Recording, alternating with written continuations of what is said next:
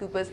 Mr. Dalal, appreciate you joining us here on CNBC TV 18. Let me start by asking you for your reactions on point number one, where the government basically says, and this is along expected lines, that profits, investment-linked and area-based deductions will be phased out for both corporate as well as non-corporates.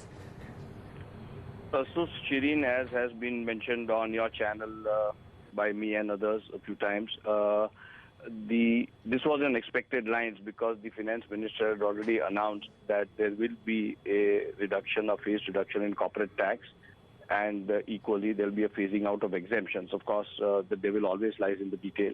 But on a very broad brush statement basis, I think that was expected, both in terms of the profit-linked incentive and indeed in terms of the investment-linked incentive. Let me ask you about the specifics then, sir, where they are now proposing to reduce the highest rate of depreciation from 100% to 60% applicable to new or old assets. Do you believe that this is likely to evoke negative responses and reactions from industry? First of all, Shereen, there are several rates of depreciation, and the rate of 100% is on very limited number of assets, number one. Number two, I'm not sure what this old asset means, because if there is a depreciation rate of 100 on certain assets and those are old assets, then they've already been depreciated.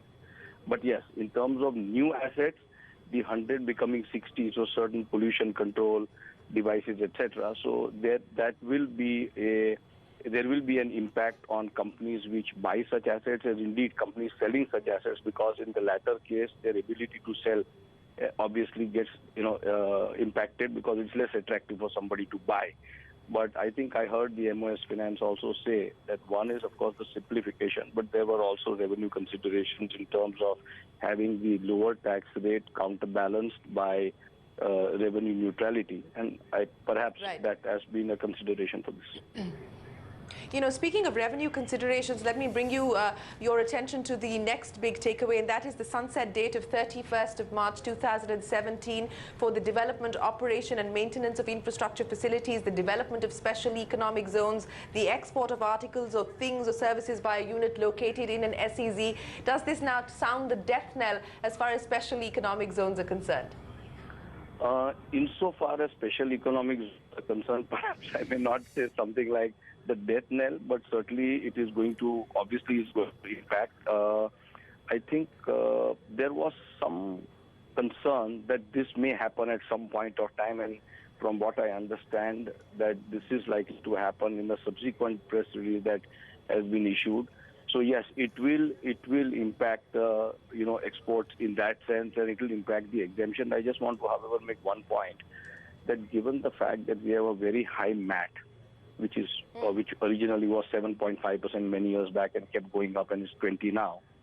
And the tax rate, remember, is 33.66 or say 34. So we have, in a sense, not a 34% exemption, but a 14% exemption.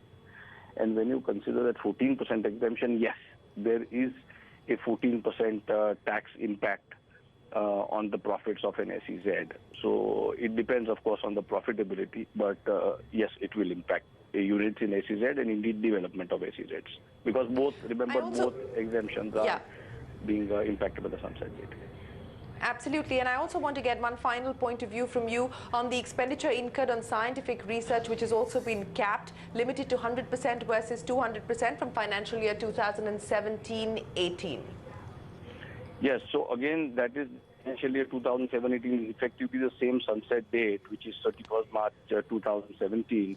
So that is what Shereen is called weighted deduction. So it is 200 in some cases, 125 in some other cases. So obviously, if you spend 100 and you were getting 200 as a deduction, effectively the tax base was almost 70% because 34% of 200. And therefore you are spending only 30% from your pocket. And now you'll be spending 67% from your pocket, but of course the 33% itself will go down. So yes, obviously it will impact.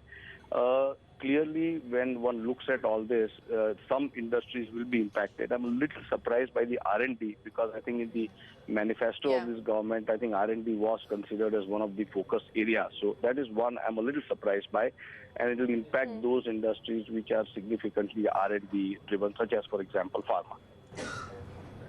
Well, you're absolutely right on that front. That's the reaction that we've been getting in as well.